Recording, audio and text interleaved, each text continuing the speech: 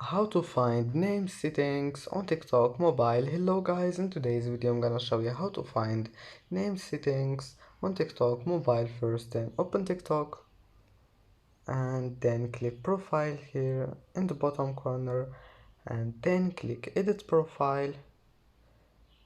And here you will see this one, you will see your name here, and just click on it. And now select any name you want, and then just click save here if you want to change it. And that's how to find your name settings on TikTok mobile. And that's it for today's video. If you like this video, don't forget like and subscribe, and thank you for watching this video until the end, and see you in the next video.